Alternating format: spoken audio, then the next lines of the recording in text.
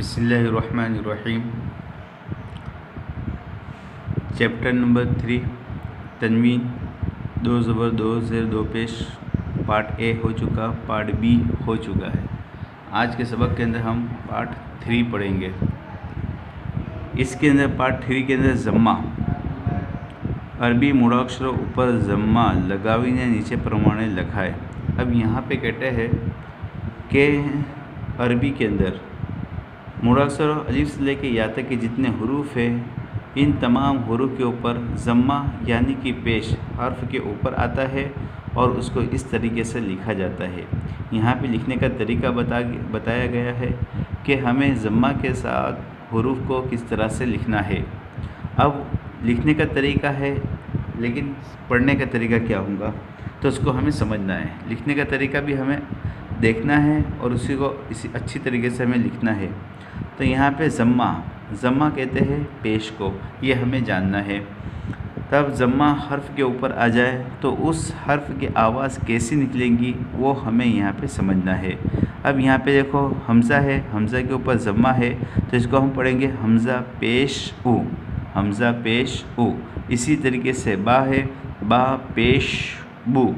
ता है, यहाँ दो पेश की तनवीन का सबक चल रहा है हमारा, तो यहाँ पढ़ेंगे हमज़ा दो पेश उन, बा दो पेश बुन, ता दो पेश तुन।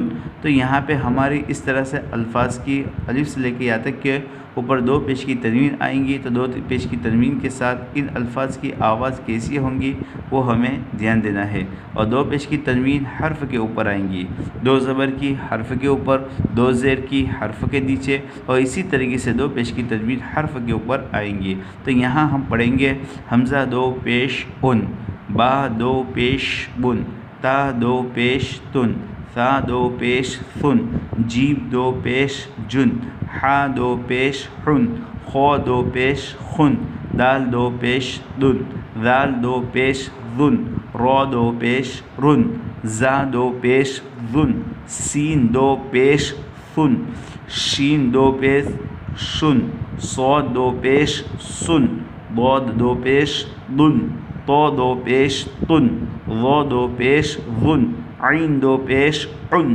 गईन दो पेश गुन, फा दो पेश फुन, कौफ दो पेश कुन, काफ दो पेश कुन, लाम दो पेश लुन, मीम दो पेश मुन, नून दो पेश नुन, हा दो पेश हुन, वाव दो पेश वुन, या दो पेश युन। तो इस तरीके से हमें ज़म्मा की तनवीन के साथ, ज़म्मा के साथ यानी दो पेश की तनवीन के साथ अलिफ से लेकर या तक के हरूफ के अल्फाज की इस तरह से निकलेंगी। उन, बुन, तुन, सुन, जुन, हुन, खुन, दुन, जुन, रुन, जुन, सुन, शुन, सुन, दुन, तुन, जुन, उन, गुन, फुन, कुन, कुन, लुन, मुन, नुन, हुन, वुन, युन। इस तरीके से ये अल्फाज पढ़े जाएंगे। हमज़ा दो पेश उन भी कहेंगे या फिर उन भी कहेंगे, बा दो पेश बुन भी कह सकते हैं या फिर डायरेक्ट बुन भी कह सकते हैं। गर्ज़ ये कि हमारी ज़ुबान से, हमारे मुंह से तनवीन की आवाज़ इस तरीके से निकलेंगी, ये हमें समझना है। ये अल्फाज को इस तरीके से पढ़ा जाएगा।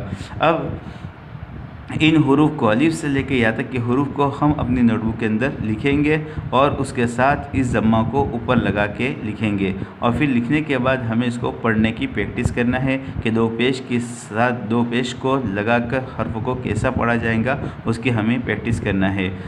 हरूफ को, हर्फ को दो ज़ेर के साथ कैसा पढ़ा जाएगा उसकी प्रैक्टिस करना है। हर्फ को दो ज़बर के साथ कैसा पढ़ा जाएगा उसकी हमें प्रैक्टिस करना है।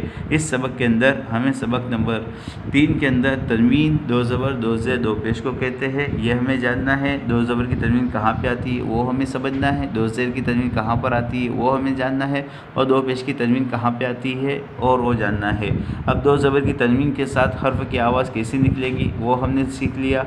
उसी तरह से दो ज़ेर की तनवीन की आवाज़ हमें हर्फ के साथ कैसी निकलेंगी वो हमने सीख लिया। अब यहाँ पर इस सबक के अंदर दो पेश की तनवीन के साथ उस हर्फ की आवाज़ कैसी आएंगी वो हमने यहाँ पे इस सबक के अंदर हमने अभी सीखा है। तो इसको तनवीन की आवाज़ को किस तरह से निकालेंगे और दो ज़बर की तनवीन, दो ज़ेर की तनवीन, दो पेश की तनवीन कहाँ पर आती है वो हमें जानना है। इसके साथ ही हमें यहाँ पर एक छोटी सी दुआ जो इससे पहले हमने सबक के अंदर पढ़ी, अब उसके बाद की दुआ कि हम सोकर सोते हैं, सोते वक्त हम दुआ पढ़ना है, क्या पढ़ना है वो आगे के सबक में बता दिया। इस सबक के अंदर हमें सोकर उठने के बाद जब हम नींद से बेदार हो जावे, उठे, तो उसके बाद हमें क्या करना है, सबसे पहले हमें दुआ पढ़नी है। कौन सी दुआ पढ़नी है, तो यहाँ पे दिया हुआ है, देखो, सोकर उठने के बाद की दुआ। जब सोकर उठे उसके बाद हमें क्या करना है, दुआ पढ़नी है। कौन सी दुआ है, देखो बहुत ही आसान है, बहुत ही अच्छी है। अल्हम्दुलिल्लाहिल्लज़ी अहयाना बअदमा अमातना, अल्हम्दुलिल्लाहिल्लज़ी अहयाना बअदमा अमातना व इलैहिन नुशूर, व इलैहिन नुशूर। फिर से अल्हम्दुलिल्लाहिल्लज़ी अहयाना बअदमा अमातना व इलैहिन नुशूर। इस तरीके से इस दुआ को हमें याद करनी है। यह दुआ है सोकर उठने के बाद की दुआ।